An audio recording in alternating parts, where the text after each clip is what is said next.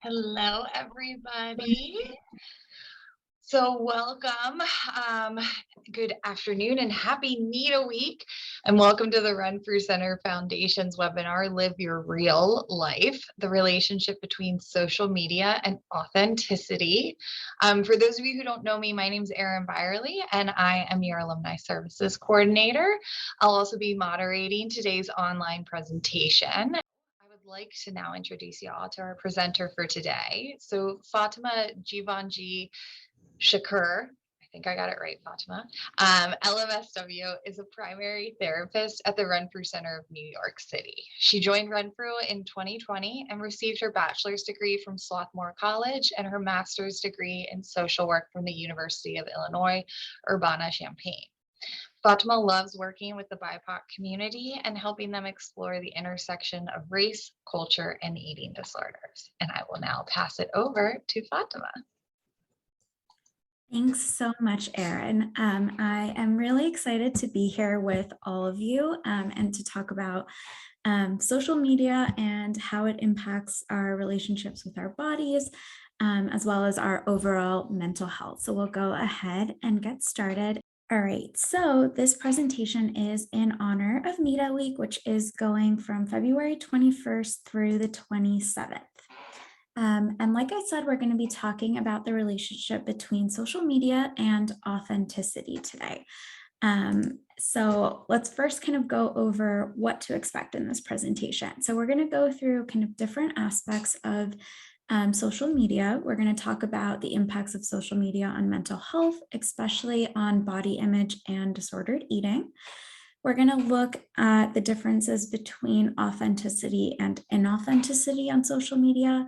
We'll look at how authenticity is also related to kind of mental health and well-being. And then we'll talk about ways that we can all kind of practice showing up in social media spaces more authentically.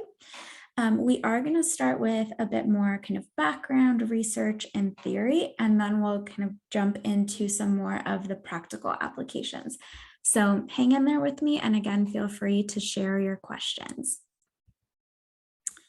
All right, so we're going to start by talking about the impact of social media. So there's a wealth of research that really looks at how social media is related to mental health. And we see that increased social media usage is related to body image distress, desire for thinness, or the idealization of the thin ideal, disordered eating, mood, anxiety, and substance use. There's some research that looks at how social media predicts body image dissatisfaction. So what those studies are finding is that when you use social media, you're more likely to have negative body image. But there's also other research, particularly coming out of platforms like Facebook and Instagram, that are demonstrating that when people are feeling bad about their bodies, they're also more likely to use social media platforms. And so I think what that tells us is that kind of both relationships are possible. And it's really important to think about your own experience with social media usage. Are you noticing that when you're going on there, you're having more urges to engage in disordered eating, having negative body image? Or are you noticing that when you're having those things come up for you, you're more likely to use social media? It's also possible that both of those things happen for folks. So it's important to really just be aware. I want to add that a lot of the research has been done on adolescents and on female identifying folks, but that does not mean that these relationships can't exist for people of other genders and ages as well. A lot of the research also focuses on platforms like Instagram and Facebook. But if you read a lot of kind of the subjective, like blogs, things that people are saying online, we're seeing similar things come up with platforms like Snapchat and TikTok as well. So the question is how, right? So we know that these relationships exist, but what's the mechanism, right? Like how does this happen? So there are a couple of different kind of theories out there, and one of those is social filtering.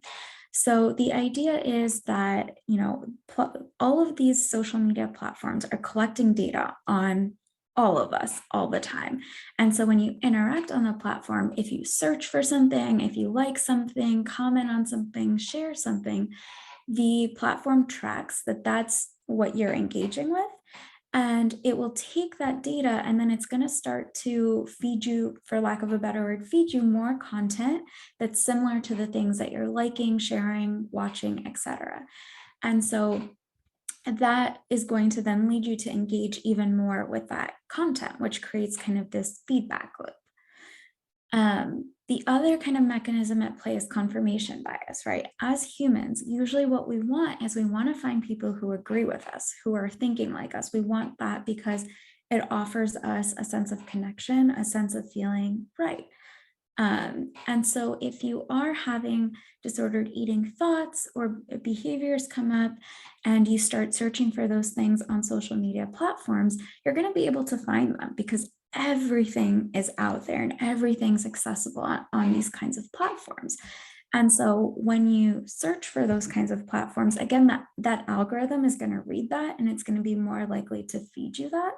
But also at the same time, you're going to then, as a function of finding those accounts, find other accounts that might be reiterating like the same rhetoric that accounts that might be promoting dieting or disordered eating are promoting. And so because that's what you're engaging in, it increases the likelihood of having kind of disordered eating thoughts and behaviors. The third mechanism at play here is self-comparison. And this is something that we're going to really focus on in the context of this presentation. So I want to start by looking at social comparison theory. So there's theoretical research that talks about how, as humans, we really want to evaluate ourselves. We want to know what's our standing, what are we good at, where are we making progress, where can we, quote unquote, be better. And so in order to be able to have this understanding and self-evaluation, we need to have standards against which we compare ourselves to other people. And there are two types of comparison that can really come up for people. One is upward comparison, which is when you compare yourself to someone who you perceive is better than you or has things better than you. And the second type of comparison is downward comparison, where you compare yourself to someone who you think is worse off than you. And this can be in the context of body image, it can be in the context of intelligence, of social connection. It can happen across so many different domains. And people often think that downward comparison helps, right? Because, well, then I'm telling myself that I'm better than another person. But what we really see is that neither of these comparisons helps.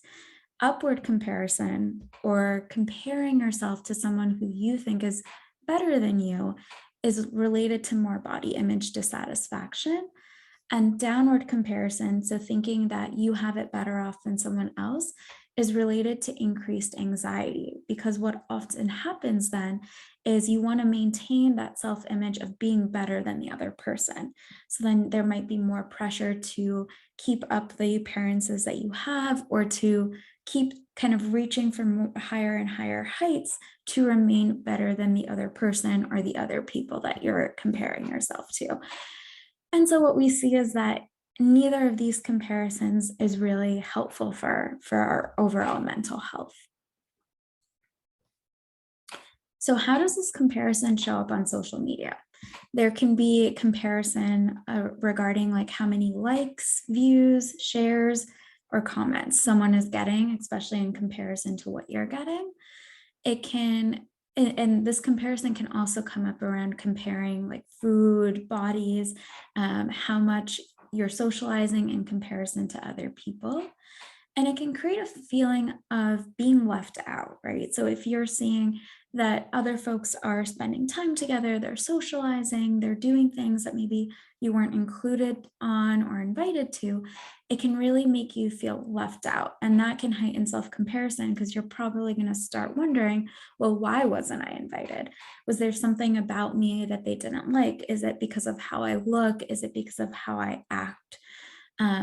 And it can also create a feeling of being left behind because I think platforms, especially like Instagram, people often use to talk about milestones in their life, right? They'll post about their weddings, having a baby, graduating, buying a house, buying a car, whatever milestones they really identify in their life. And so if your life is on a different trajectory, on a different path, which we really all are on different paths, it can create this feeling of being left behind. And all of this together can also contribute to bullying, whether that's in person or whether that's cyberbullying. These feelings of comparison, being left out, can lead to a lot of judgments, a lot of negative comments that we might make or other people might make towards us. So something I want to think about is why, right? Like, why is there so much self-comparison that can happen on these online platforms? And I think one thing to think about here is that social media offers so much more opportunity for connection, but it also offers a lot of opportunity for comparison.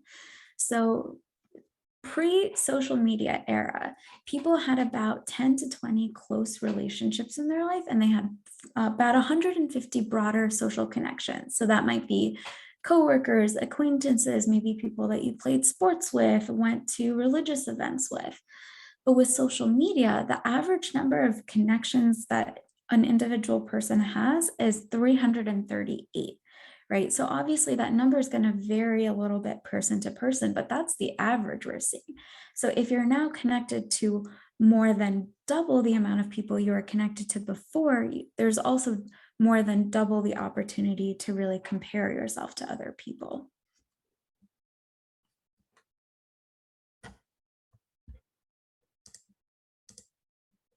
All right, so I'm going to play this video from TikTok that I think really captures this idea of comparison well.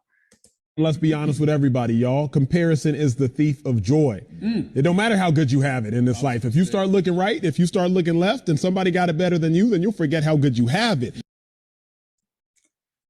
All right, so let's talk about what this video says, right? In this video, he's saying, if you look to your right and you look to your left and you think someone has it better than you, you're going to forget how good you have it.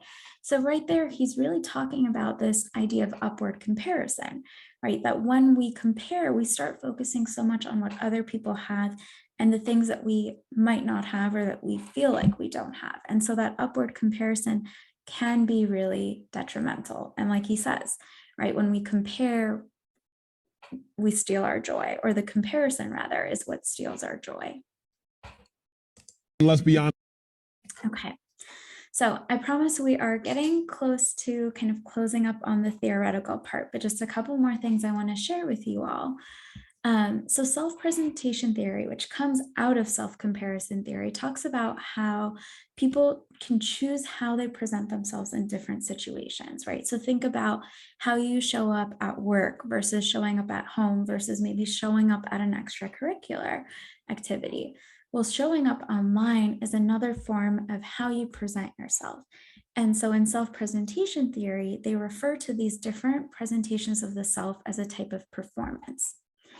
And the hyperpersonal model, which actually comes out of computer science theory, talks about how the digital world really allows you to curate your self-presentation, right? And it's based on 4 kind of major categories. One is how you present yourself, right? So the way that you show up. Then there's the second piece of this, which is how you're perceived by the people that you are presenting to. The third facet of this, and one of the ones that I think is really interesting in this concept, is asynchrony and editability. And so asynchronicity means that there isn't kind of real-time live communication. So when you're talking to someone in a live setting, they're giving you something and you're giving something right back.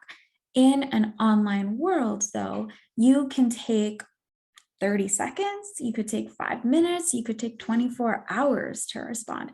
You have time to think through and really curate the kind of response you want to give to someone, which means that there is a high degree of editability that can happen.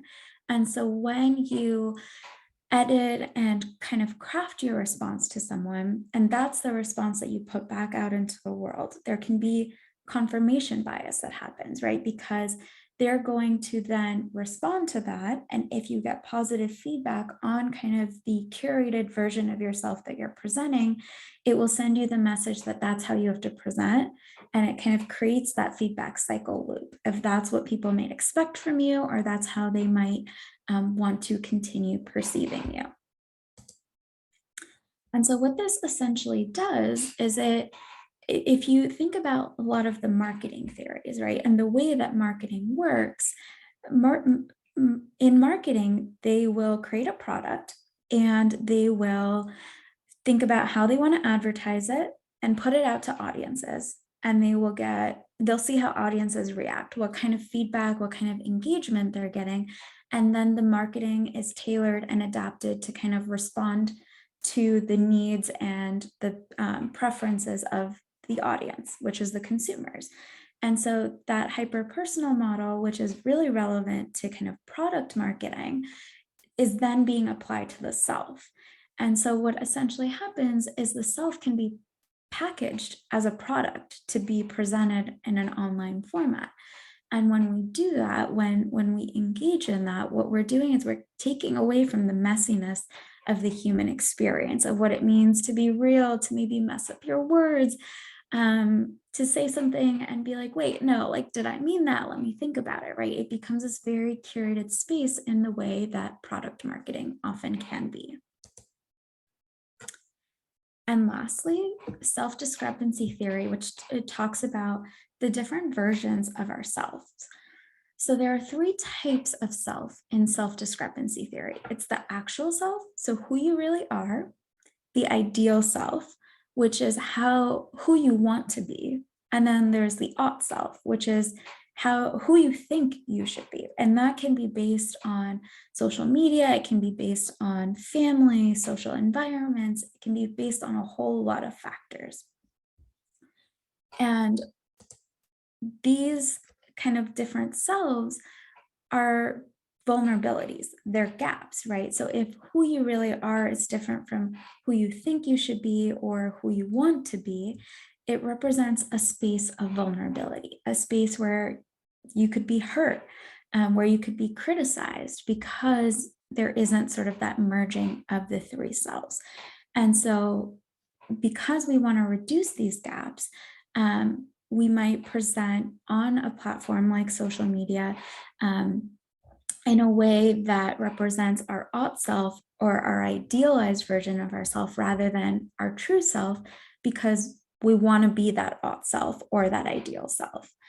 And I think if we pull back for a second and also consider this from the lens of race and ethnicity or even gender, it's really interesting because a lot of like influencers, ads on these social media platforms are often Caucasian folks. And so if you're thinking about a BIPOC person who's seeing these Caucasian folks on these platforms, and that is sort of the ideal or the ought self, then you might be more motivated to want to assimilate to the dominant culture. And that can really mean internalizing the thin ideal or wanting to have a certain type of body, skin color, certain facial features, etc. And similarly, when we're thinking about gender and sexuality, a lot of influencers and advertisements that we're seeing on these online platforms represent a lot of heteronormative values, a lot of heteronormative folks. And so if you're consuming this content and you're seeing that as the ideal or the ought self, then you might feel a lot of pressure to present in those ways as well, even if it's not really in tune with who you are and how you want to show up in the world. So kind of going off of this, there is research that talks about how exposure to curated content, in the case of this study specifically, edited images, is related to poorer body image. And especially if you have a higher tendency to self-compare, then this exposure to images that are edited and curated can really, really impact your body image. So this is, I think, an example of how the theory can really be backed up by the research that we're seeing. And when you, like I said earlier, when you're trying to close the gap between these different versions of yourself, it's what can really contribute to inauthenticity, especially on a platform like social media, where you want to show up as the ideal version of yourself. Okay, so now we're going to think about what inauthenticity looks like on social media. So inauthenticity can look like toxic positivity, right? So if you are seeing platforms where they're talking about good vibes only, always looking for like the positive spin on things, these are ways that you can kind of spot like, hey, this might be an account that's inauthentic, because it's not necessarily talking about the things that might be difficult, that might be challenging. It's not accepting of the real kind of spectrum of human emotions that we all tend to experience. If you're noticing that you have the urge to really only share information that makes you look good online, or if you're seeing other people engage in that, that can also be a sign of inauthenticity, right? So some of the behaviors that you might observe in yourself or in other people are people might untag photos of themselves. They might hide photos, hide stories, and they might edit photos of themselves as well, or put like filters on. I think especially with the editing and the filters, it's interesting because if you are someone who identifies as BIPOC, and you're wanting to fit in more with like the white majority, you might use some of these filters that like make your skin look lighter, especially. So that's also another form of editing that can come up. And lastly, like not posting can also be a way of trying to only share information that makes you look good, right? So some people might avoid posting because they don't want to be perceived in a certain way, or they don't want to be honest about what's really going on, because it can be hard to show up on a platform in a very authentic way. And this really ties into the idea of lying by omission, right? So lying by omission is not necessarily a malintentioned or like a negative thing, but think about the things that maybe you're not wanting to share, right? Because maybe you want to just be perceived in a certain way. And so when we lie by omission, we're also not sharing the whole version or the real version of ourselves. And lastly, I think something to pay attention to is, are you behaving in ways online that you might not behave if you were in person, right? So for example, someone might comment on or engage with an individual on a social media platform that they wouldn't necessarily engage with online, right? And perhaps they might be doing that because they want to appear as being connected to this person. Because of how that's going to look to other people. Perhaps you're saying things online, or maybe saying things in a way that you wouldn't see them online, right? And I want to be clear, I think social media offers a really beautiful space to be creative, to show up in ways that maybe some people don't feel like they can show up in kind of in an offline version. And so there's absolutely nothing wrong with wanting to use these platforms in a different way, but it's important to kind of pay attention to what of your online behaviors mirrors like who you want to be in the real world and how you show up in the real world as well.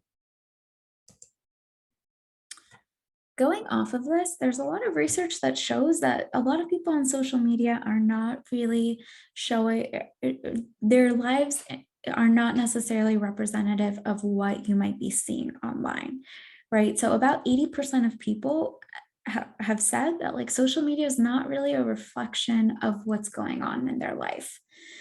And about 15% of people are saying that they're not necessarily as active in real life as they might appear to be on their accounts, right? So oftentimes you might see folks like posting about going out and socializing or maybe attending an event or doing something that seems really cool, seems really exciting.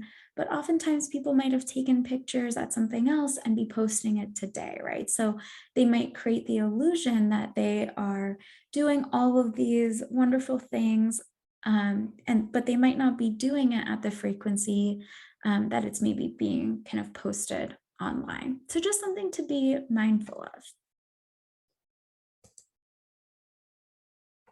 All right. So kind of going back to something that we were talking about earlier, right? Of like, is social media what's causing body image dissatisfaction and mental health issues or vice versa? There's a similar conversation around editing, right? So is posting like edited versions of yourself what's like impacting disordered eating thoughts and behaviors or vice versa? And what we see is the relationship is both ways, right? For people, regardless of like gender, race, and ethnicity, posting edited photos is related to increased eating pathology. But there's also other research that says that like people who are at risk for disordered eating or eating disorders might also be more likely to edit their photos. And there's kind of different like reasons that people have identified. Some of this is related to perhaps like someone is perceiving flaws within themselves, and so they're wanting to edit that before it's posted online. And it also goes back to what we were talking about earlier about kind of that feedback cycle loop where, you know, maybe you're wanting people to really perceive you in a certain way. Okay.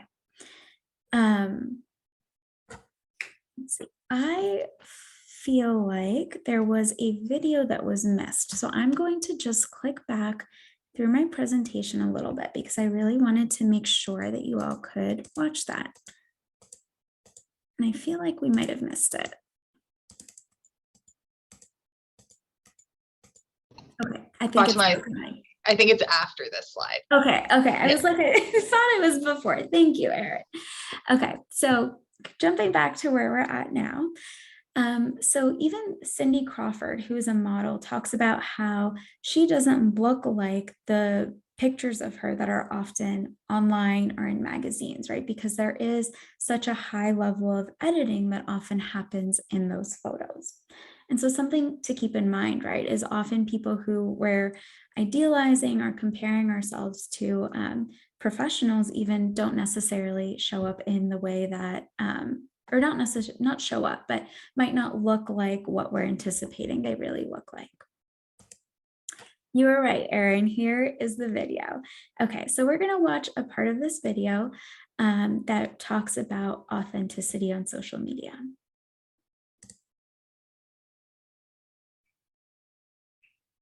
Pretty charmed life. I was a perfect baby.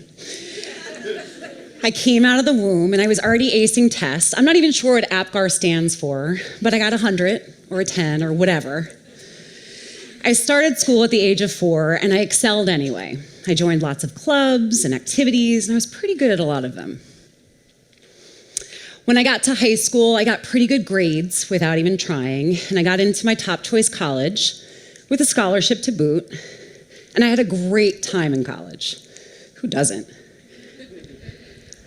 I ended up getting an internship in advertising that led to a career in advertising that was way cooler, even back then, than any other job that my friends had. I decided to leave advertising and become a lawyer because, frankly, I needed a challenge.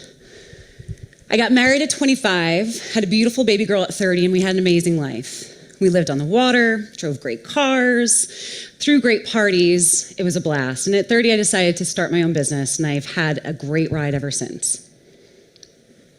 Sounds like a great life, doesn't it? Maybe even perfect. The problem is, it's a lie. Well, the elements of it are true, but so much of it is filtered, so many relevant parts are omitted, that frankly, lying by omission, it's still a lie. But don't we do that all the time? On social media, with our friends, with our colleagues. We tell them what we think they want to hear, or how you think they want to see you. And we show them a highlight reel because we're programmed that getting likes and validation for being somehow the best version of yourself is the only way to live. And it's not true. Speaking of the truth. All right, so I'm going to pause there. If you're interested in watching the rest of this video, I would highly encourage you to. I would just add that, she did struggle with an eating disorder, and she talks about that in parts of her video. And I think some of the language that's used is not necessarily like weight inclusive. So I would just add that as a little bit of a warning to keep in mind, like if you do choose to watch the rest of this video. But what she does go on to really talk about is the real versions of her life, right? The details that weren't included in kind of that perfect highlight reel that she even presented us with. She talks about how hard it was to be in her marriage, how difficult it was to be pregnant at a time where she wasn't anticipating being pregnant, and really gives a lot more nuance to her life. And what she's talking about, the way in which she really presented the version of her life to us in the first 2 minutes of this video, is similar to what a lot of us do, right? Because we perceive that people just want to know the good parts, the highlights, the kind of shiny aspects of ourselves. And that really takes away from a full understanding of people's experiences, right? A full understanding of the way that they think, the way that they feel. And that reduces our ability to really connect to the other person. Because if we're always just kind of taking these highlight moments, we're focusing more on what people are doing rather than like who they are and how they think. So something to keep in mind. Okay. So now we're going to transition into what it means to show up authentically.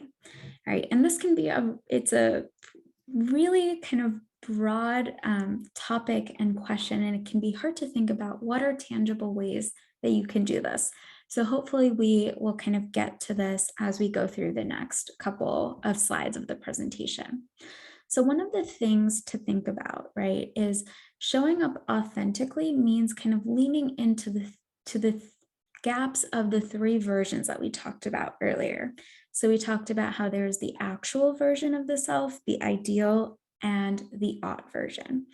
And, oftentimes we have the urge to show up in ways that presents the ideal or the ought version of ourselves, but showing up authentically means leaning into the discrepancies between those gaps, right? Really showing up as the actual version of the self, or rather the honest version of the self, even when that's really difficult. And oftentimes that means showing up vulnerably, right? And I want to be clear, when we talk about this idea of showing up vulnerably, people will often come back with, well, do I have to share everything on a social media platform? Do I have to talk about all of the good or all of the bad or all of the hard that's coming up for me? And not necessarily, right? You can still choose what you want to share and when you want to share it and how you want to share it.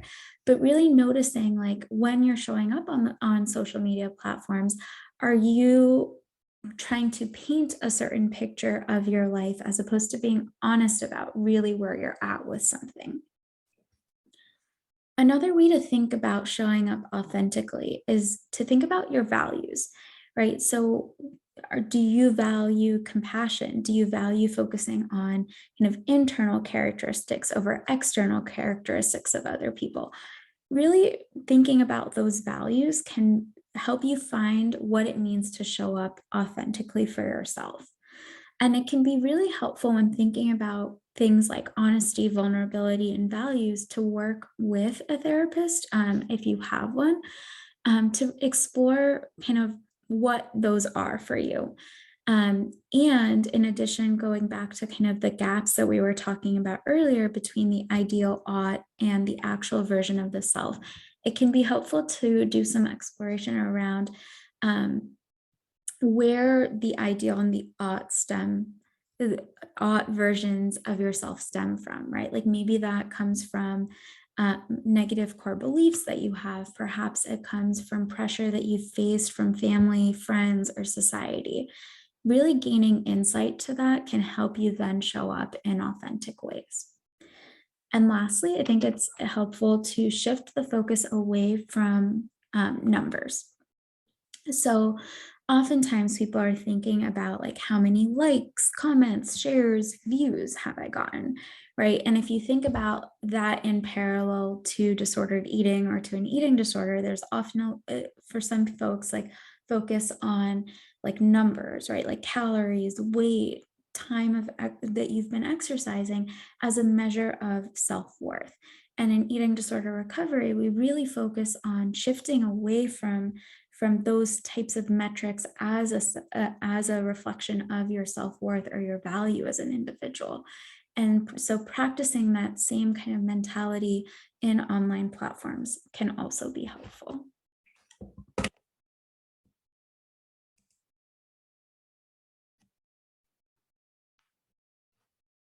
When we show up authentically, whether that's online or offline, it's associated with more subjective well-being. So research has found that people who are able to show up authentically in spaces tend to have lower rates of anxiety, improved mood, better life satisfaction, and higher levels of self-esteem.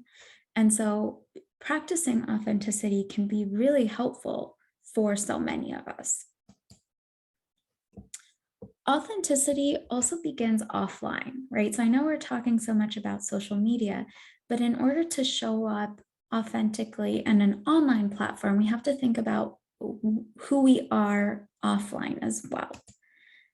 So I think some things that can be helpful to reflect on, whether that's through the form of journaling, whether that's through creative arts, whether that's through talking to a therapist or a loved one about some of these questions or doing some self-reflection can be really helpful, right? So think about what makes your life feel complete. What makes it feel, what feels like it's missing? What energizes you or what takes away from your energy?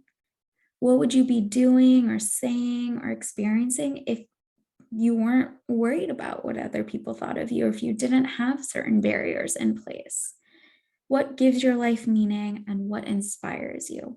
So there are a host more kinds of questions that you could also think about, but these are just some starting places for you to think about like who you are internally. All right. So when you are on social media, there's some questions for you to consider when you're going to post or whether you're going to be engaging with other people's content. So think about what's your intention, right? Are you wanting to post for like other people because you think they're going to like this content? Or are you wanting to engage with other people's content because you're wanting them to follow you back or to engage with your content? Are you wanting to seem socially connected to them, right? So really think about intention. Posting is not a bad thing. It's just important for us to reflect on why we're doing it and how we're doing it. Ask yourself, if I were the only person to see this, would I still post?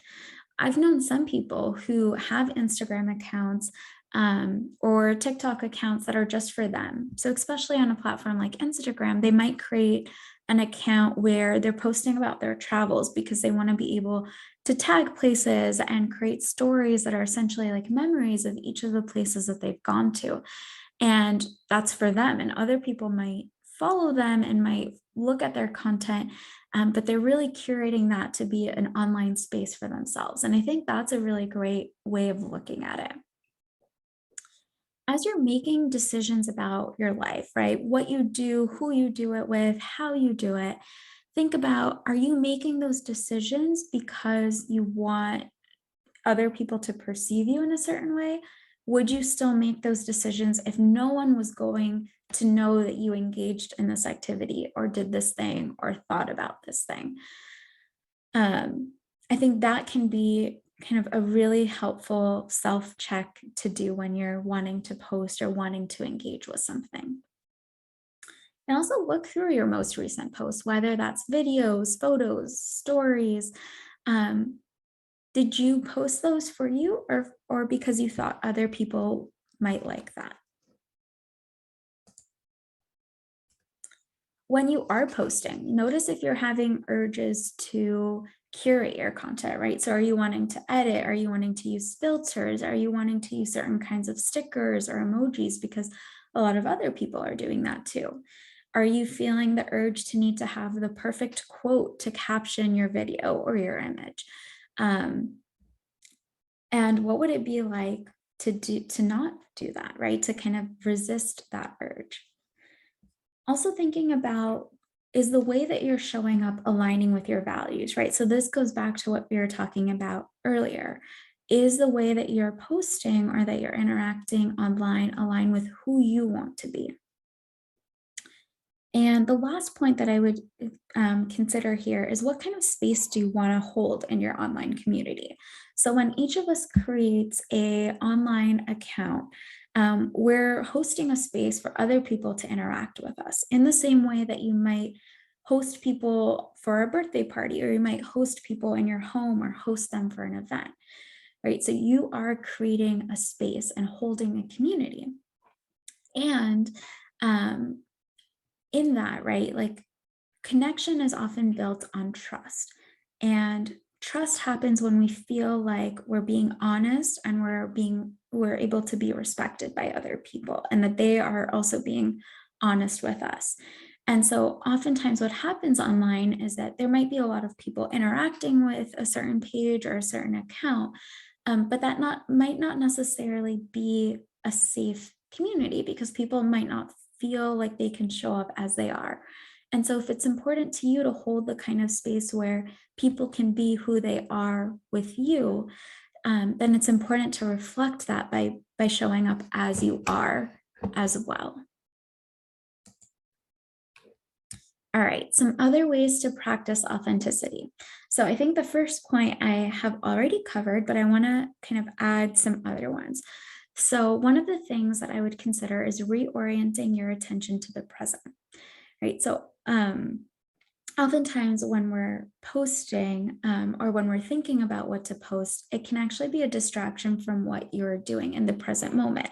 So you might be out at a coffee shop, but thinking about getting the perfect image or the perfect video for your Instagram or for your TikTok account, right? So then you might not necessarily enjoy that coffee, or you might not enjoy the social interaction that's coming with that experience, because your mind is focused on the online world and posting about it, right? So consider posting after the situation is over, right? After the event is over. Maybe take your photo, leave it in your kind of app, and then at the end of the day or a few hours later, go back to it and see, like, do you still want to post?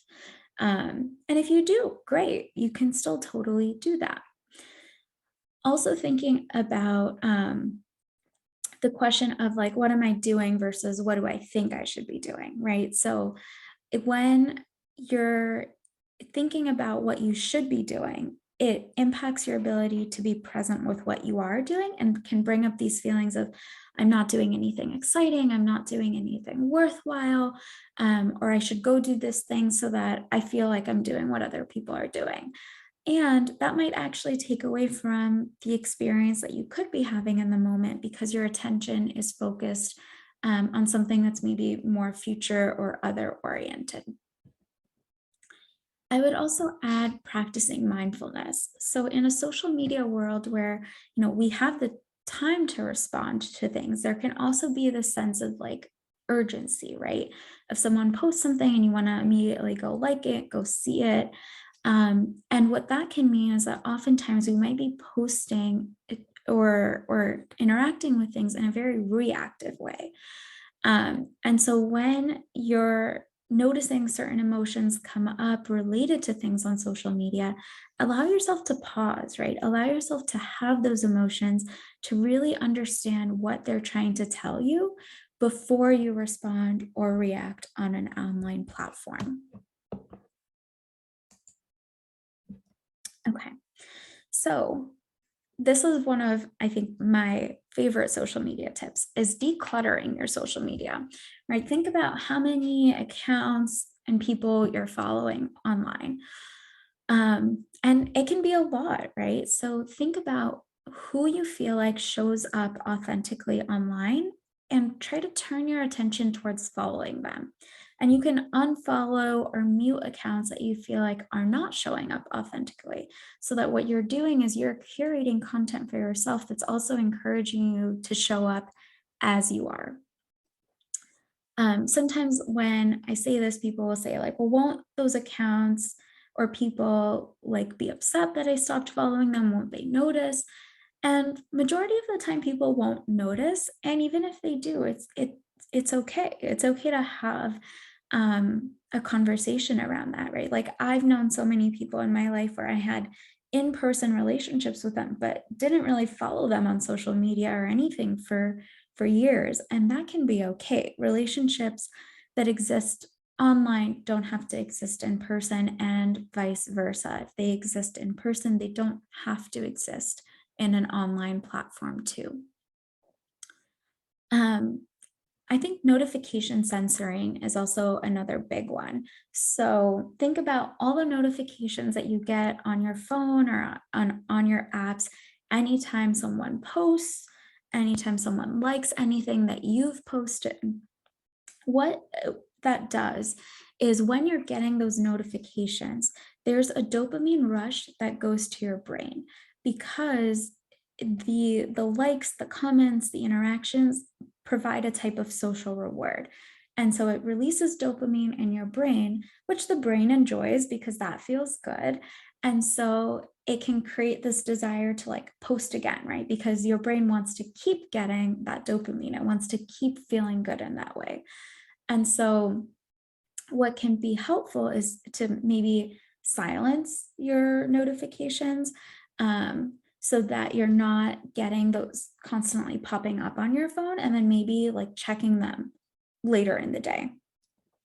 It's important to start small, right? So maybe it's hard to show up authentically on your videos on TikTok or on your photos on Instagram that are in your main feed, because those can stay there, right? They're kind of part of the overall picture that maybe someone can go back to. And that's okay. It can be really hard to show up authentically in those ways. So maybe consider showing up authentically on your stories first, right? Because Instagram stories, for example, disappear within 24 hours. Snapchat, things disappear pretty quickly. And so maybe if you're not fully ready to commit to something just being there and staying there, this could be another way of doing that. All right. So something for all of us, I think, to kind of keep in mind is, so there's this quote that talks about how the fashion industry, excuse me, is really based on the consumers, on the market, right? So if people don't like what's being presented or being sold, they're not going to engage with it. They're not going to buy it, right? And so then the fashion industry, magazines, et cetera, have to change. And I think we can really apply this to online content as well, to social media platforms, because right now, the way that a lot of these platforms are curated and have been created is for people to show up inauthentically, to show up in edited or filtered ways. But if we all make a collective effort to show up more as ourselves, then other people are going to want to do that too. And we can really shift the culture of how these platforms are used. So know that there is power in our individual and our collective voices.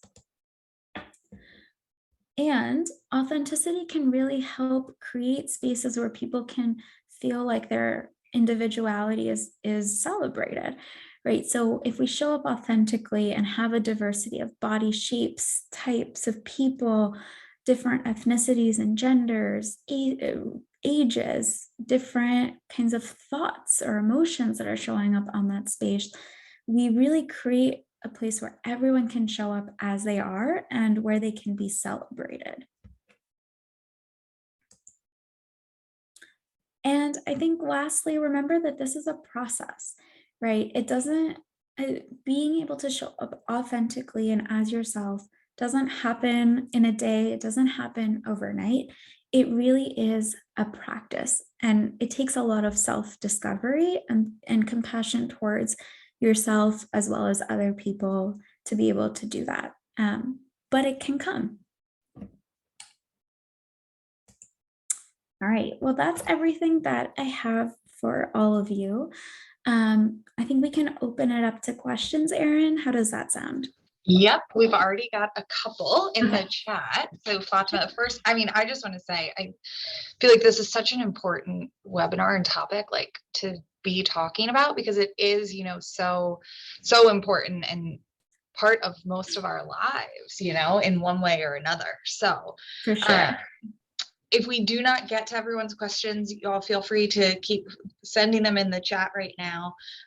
But Fatima did put up her contact information there, or you can reach out to alumni@renfrewcenter.com as well to just, you know, answer any questions you think of later, or if we don't get to any right now. But so one of our participants said that they noticed and I have noticed this also, that when they've shared something authentic and or like vulnerable on social media, they've really connected with people more so through that than on anything else they've posted.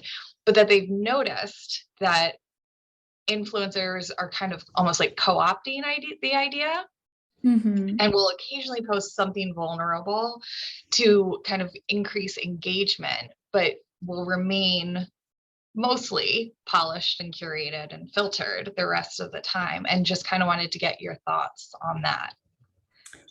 Yeah, I think that's a really good point that you are bringing up, because as I was putting this presentation together even, and kind of doing my own research, it was interesting because a lot of what came up was brand marketing, even though that was not at all what I was searching for or interested in.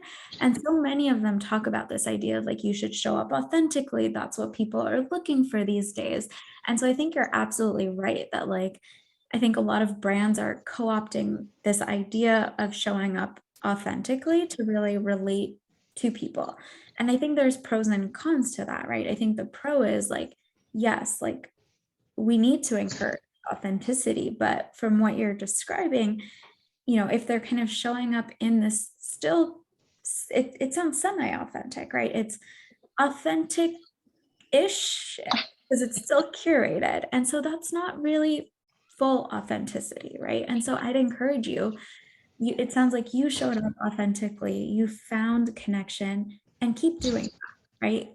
Brands are going to do what they can because they want to sell, and that's okay. That's sort of the domain that they're in, but you can still show up in the way that you are, and people will hopefully continue to connect with you. Yeah. Well, and Fatima, I love the fact that you like bring up, like, you know, they're trying to sell something, and even remembering that, like, with influencers, like, they're not doing this for the good of their health necessarily. Right. They're doing this because they're trying to sell something or become an ambassador for something, like remembering like this is a job for them. And so, you know, the same way you and I made sure that our backgrounds didn't have anything too distracting in them today, because this is a job for us, like that, you know, in reality, I can tell you the rest of my office doesn't look as nice as my background does right now, but I needed for my job to have it be a little less cluttered. Yes, I can relate to that. But even like giving ourselves that reminder when we're looking at things like, okay, this isn't like my friend who's like, you know, down the hall from me. This is someone who's doing this as a business and as a job. Exactly. Someone else also asked if you knew of any like programs or interventions or groups even available to like those populations that are maybe being more negatively impacted by social media. So kind of thinking about, you talked about those vulnerable populations and when there isn't a lot of diversity in those posts, like any organizations that are even like, spearheading getting that to change or things like that. Yeah, that's a good question. So there are, I can't remember and maybe Erin, you can help me with this, but I think there's an account that's like boycott the after. Do you know what I'm talking about? It's either boycott the before or boycott the after. I think it's Boycott- boycott the before. Yes, boycott the before, where they're really trying to make a movement to get rid of like before and after photos and showing up inauthentically on these platforms. So I would encourage following them, and I'd also imagine that they are connected to a lot of other accounts and platforms that are trying to do the same thing. And I would also say that it can be helpful to find communities off of social media platforms that offer you connection, right? So Renfrew, for example, runs like a BIPOC group. It runs a SAGE group that's for people who identify as LGBTQIA. And those can really be like healing spaces for people who identify as having a marginalized identity to connect with other people and to talk about some of these things. Depending on the area that you're living in, there might also be support groups. Like I know in the New York City area, which is where I'm based, they have groups specifically for adolescents, and social media is like a big kind of part of the group that they talk about. If you're looking for more specific resources, like in your area, I'd encourage you to maybe email me or email the alumni email, and we can, try to find those resources that are specific to your area. Yeah, I think that's definitely a great option. And like you're saying, like finding those spaces even off social media. And like you said, when you find, an account that is promoting, that authenticity, that diversity, like inclusion, figure out, okay, who else are they? Like, following? Exactly. Let me find those people also. I think that's a great way. So I know we are just a bit over time, and I know everyone's got places to be. So any questions we didn't get to, please feel free to reach out to Fatima, and we hope to see you all, either this week at some of our other events or in the future at webinars. And on behalf of myself and the Renfrew Center Foundation, Fatima, I want to thank you so much for presenting, and I want to thank all of you all for coming today. Yeah, thank you so much for having me. This was so great. And I look forward to hearing from those of you who might have more questions or need a little bit more support. Thank you.